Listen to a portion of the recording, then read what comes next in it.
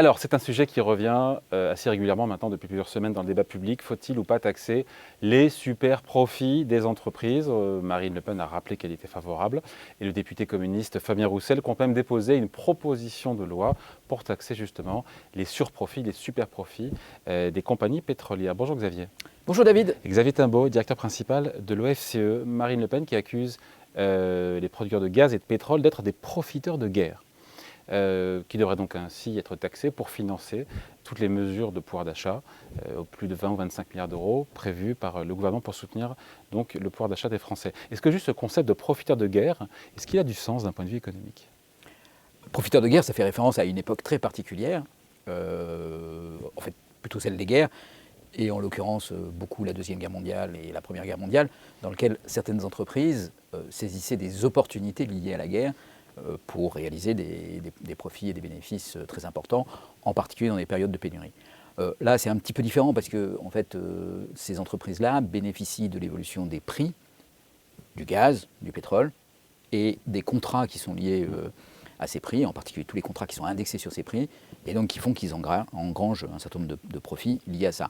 Alors, ils ne sont pas véritablement profiteurs de guerre au sens où ils n'ont pas modifié leurs pratiques de par le conflit, mais c'est l'exercice des contrats tels qu'ils étaient écrits avant. Exactement, qui leur profitent. Qui leur profitent. Alors après, c'est des profits exceptionnels, ça, il n'y a aucun doute, qui sont liés à cette situation exceptionnelle, il n'y a aucun doute.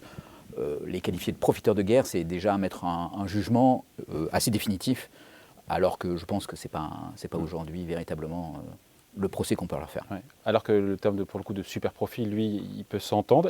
À partir de combien on peut estimer qu'une entreprise réalise un super profit, ou que le profit, il est anormal, on va dire? Si vous prenez, je pense qu'il faut parler un peu de cas particuliers quand même. Donc si vous prenez Total, Total a fait au premier trimestre 2022, 9 milliards, va faire 9 milliards de profit. Donc ça représente 36 milliards sur l'année, ce qui représente 2 à 3 fois plus que les profits habituels de Total. Donc voilà, et ça représente des sommes qui sont considérables puisque ça se chiffre en dizaines de milliards. CMA, CGM a aussi des profits tout à fait exceptionnels, 15 milliards d'euros de profit en 2021 pour une entreprise qui faisait plutôt des pertes auparavant. Et encore une fois, sans aucune modification dans sa stratégie, simplement en Ce sont les grands cargos, les grands containers, qui qui parcourent les mers. En bénéficiant de l'explosion du prix du fret maritime, et donc sans rien faire de particulier, CMA-CGM a encaissé 15 milliards, 16 milliards de profits en 2020. Certains disent que pour le coup, quand le cours du baril est à 20 ou 30 dollars ou à 10 dollars, dans l'autre sens, on ne parle pas de sous-profit pour les compagnies pétrolières et on ne demande pas à leur donner un crédit d'impôt ou à les aider. Donc, Oui, tout à fait. Enfin, en tout cas, si on prend le cas du transport maritime et du fret, c'est sûr qu'il y a quelques années, il y a 2-3 ans, la situation de prix et la situation de concurrence faisaient que ces entreprises étaient vraiment non, mais personne ne venait à leur rescousse pour autant.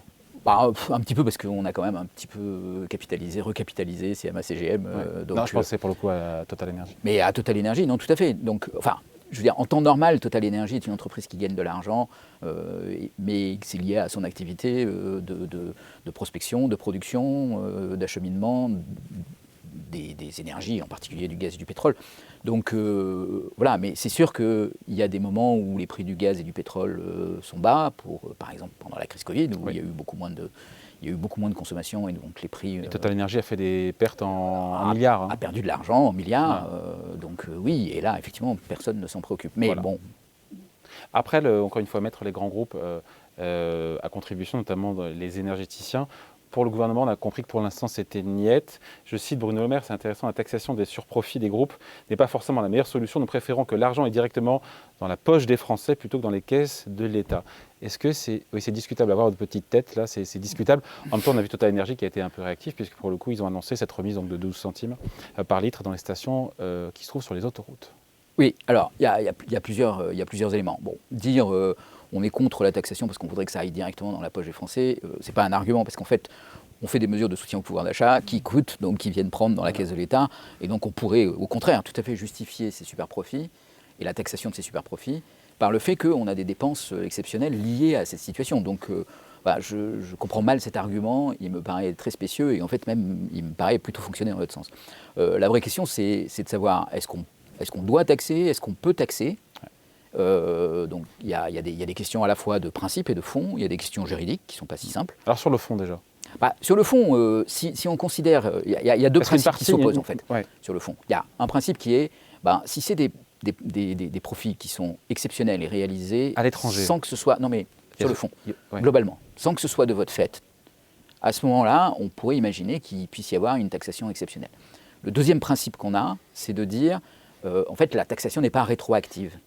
Les règles sont annoncées, et puis ensuite on laisse les gens réagir par rapport à ces règles, se déterminer par rapport à ces règles, et on ne change pas les règles une fois que la partie est terminée. Ouais. Voilà. Donc ça paraît évident pour tous ceux qui ont joué une fois dans leur vie au Monopoly, qu'on ne change pas les règles une fois la partie terminée, mais c'est un peu ce qui va à l'encontre d'une taxation. Voilà. Donc on ne peut faire de taxation exceptionnelle que dans des circonstances particulièrement exceptionnelles. Il se trouve que là on est face à des circonstances exceptionnelles. Alors, ensuite il y a ce que vous suggérez. Ça, c'est quand même un point important. C'est est-ce qu'on peut taxer Total ? Parce que une large partie des profits de Total, ou même de grands groupes français, profits réalisés à l'étranger, qui sont frappés de l'impôt à l'étranger.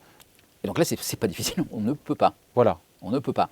Alors, on peut dire... Non, parce que si on détaxait la part réalisée en France en termes de bénéfices de Total, je ne suis pas sûr qu'il resterait des milliards. Hein. Non, parce qu'en fait, Total fait une perte en France. Et donc, au titre de l'impôt sur les bénéfices. Non, je pense qu'il y a un gain en France, mais qui est très léger. Alors, en 2021, c'était une perte. Total a fait une opération de transparence sur ses déclarations fiscales. Donc, c'est un document assez intéressant que vous pouvez trouver, qui a été publié en mars, que vous trouvez sur le site de Total Énergie, dans lequel ils explicitent de façon très claire combien ils payent d'impôts sur les sociétés, combien ils payent de taxes sur les salaires. Donc, il n'y a rien à taxer au titre de la France. Au titre de la France, au titre des activités qui sont soumises à l'impôt sur les sociétés en France. Donc, on parle pour rien dire, en fait, là. Hein.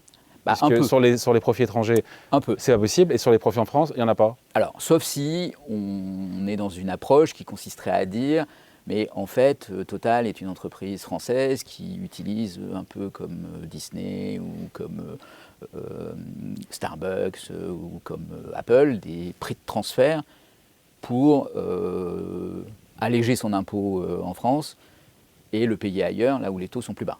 Donc une forme d'optimisation fiscale. Bon, dans le cas de Total, c'est assez difficile à justifier parce que en fait, Total paye beaucoup d'impôts sur les sociétés dans les pays où Total produit et exploite.